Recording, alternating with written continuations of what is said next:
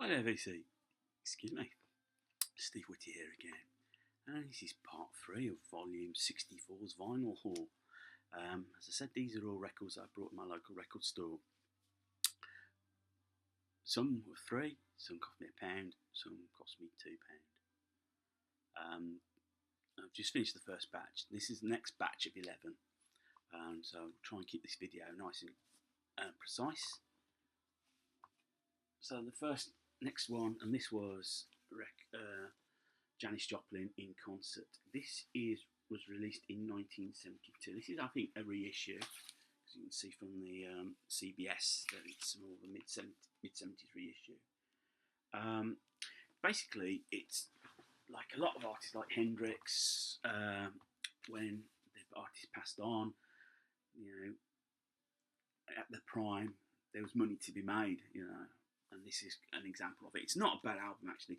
You've got it's two different live albums put into one package. So the first live album is featuring her with Big Brother and the Holding Company, and then the second one is with the Full Tilt Boogie Band. Really good stuff. You're getting Janis Joplin at probably her best when she's live. It's an amazing voice. I haven't got any Big Brother and the Holding Company. I haven't got that Cheap Thrills album, and I certainly haven't got any. I might have a copy of Pearl on my hard drive, so it makes me want to go out and explore.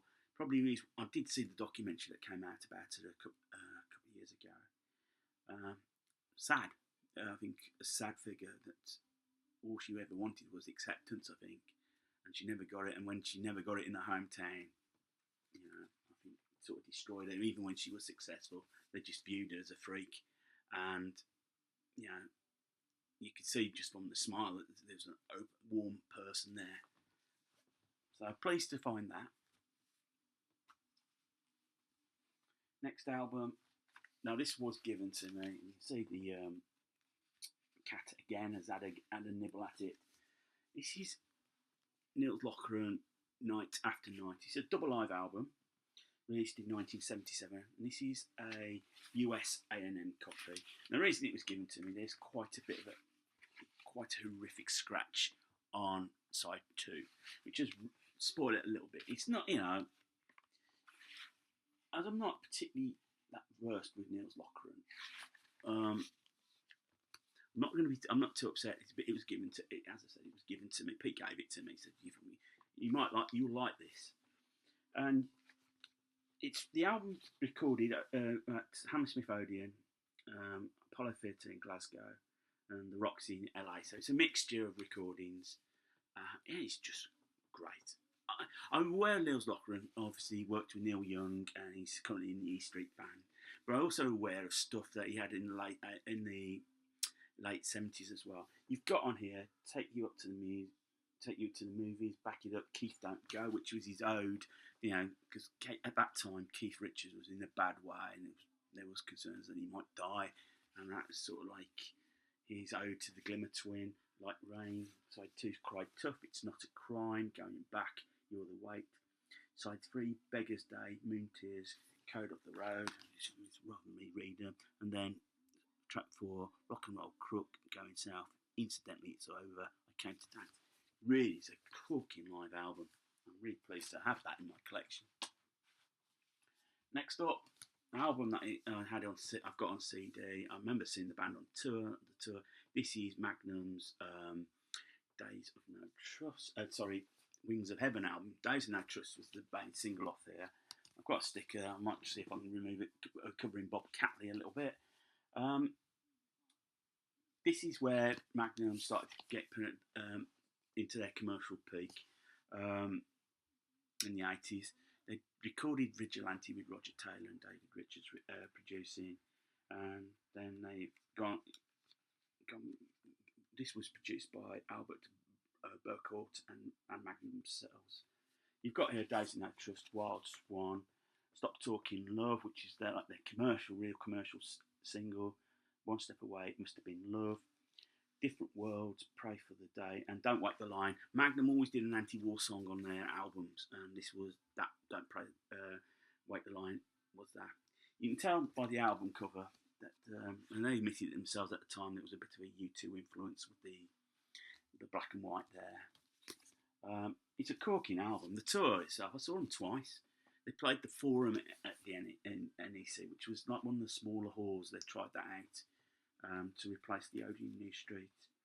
And then they played the NEC itself.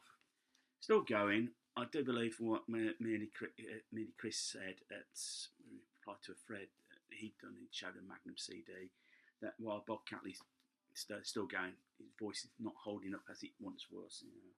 It's just a shame, but they're still going, I suppose. That's the important thing. When I saw this, and it was £1, I had to pick this up. I had this album, Michael Schenker Group debut album.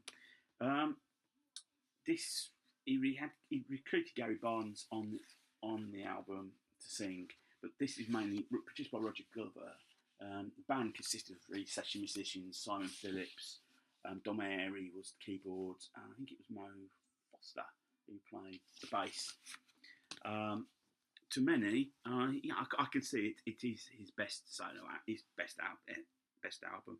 Got Armed and Ready, Cry for the Nations, Victim of Illusion, Bijou Pleasurette, Feels Like a Good Thing, Into the Arena, Looking Out from Nowhere, Tales of Mystery, and probably his epic Lost Horizons. It's a really great album. You know, I have to say, really brilliant album. Michael Schenker, I think sort of suffers a little bit because a lot of guitarists, when they do the leads, like to just let it flow, you know, go with the flow with it. Schenker has a reputation of having to listen to every note and construct every note of his solos precisely. It's almost very Germanic, very mechanical way he does it. But great guitar player, and as I say, this is a great album. If you're going to have one Michael Schenker Group album, I suspect it is this. Even though MSG is personally my favourite, it's probably the better album. That is the better album. Now, another couple of records I was given, and Pete said, give him a chance. The man's a twat. And I looked at it and I said, yeah, you're right, the man's a twat. But I'm not judging the man. I'm judging the music. This is Ted Nugent. This is his self-titled album from 1975. And Pete says he's got Stranglehold, and you love Stranglehold. And I do love Stranglehold. I love the album. He plays brilliant guitar, Ted Nugent. And, yeah, it's just a great album. Great band that's backing him at the time. You've got Derek St. Holmes on rhythm and vocals, Rob Grange on bass, Cliff Davis on drums. It's absolutely brilliant. And then, again, I suspect I was giving this because the cat really had gone to town on this one. This is Weekend Warriors. Here's the Nuge himself, full of meat. And yeah, another good album. Let's see what we've got on here.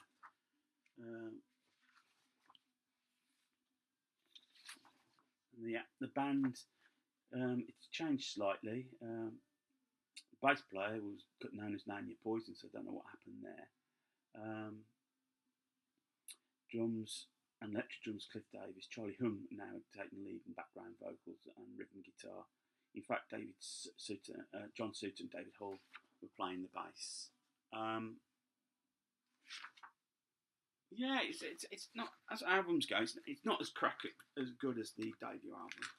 Now, people may come to me and say, "Well, Steve, you're a vegetarian, and you vote green. This man eats raw meat." Well, doesn't he? Hunts his own meat. And I said, it's not about the man. I think I've read about him. He's not a man I'd really want to spend time with. But I enjoyed the music, and that's what it's about. I've got Gary Glitter records in my collection. You know, the man's abominable, but I enjoyed the music. You know, nobody's perfect. Nobody's perfect in this world. Change of tact. Whoop, get it in the right order. This is Mike Oldfield, and it's Hergest Reg, and this is the follow-up to Tubular Bells. Yeah, he tried to make it slightly different. You know, it's not as good as Tubular Bells. I think that's accepted, but in fact, I think this album when it came out did knock it off. like Tubular Bells was #1, or again another band, another artist that had 2 top 10 albums. Tubular Bells was forever in the UK charts in the 70s. Yeah, it's good. It's good. It pretty much follows the same formula, while not as good. And I think Omadorn does the same. I think Omadorn better than Hergage Ridge.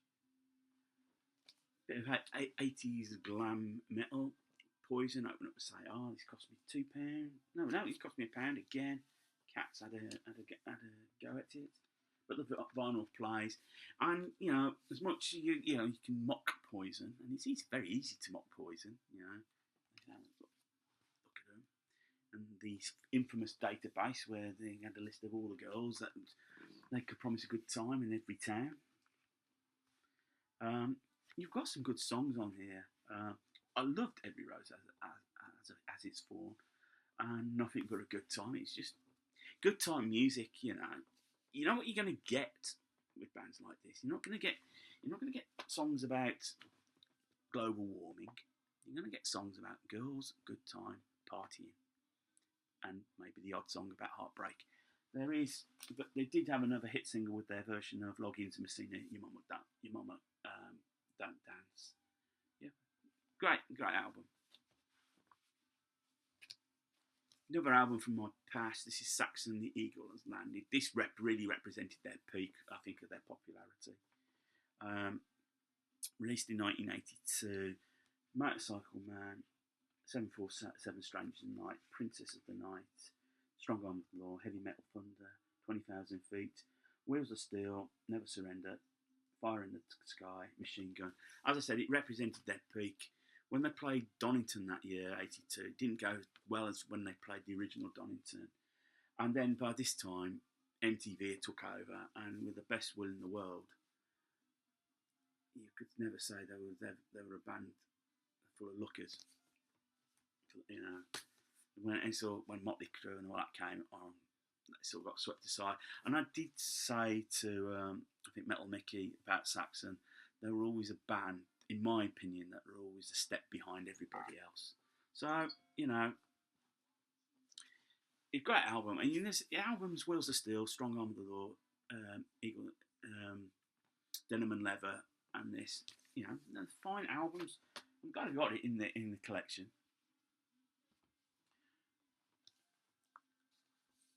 Pleased to find this going for £2, because these early Scorpions RCA albums are quite hard to get hold of.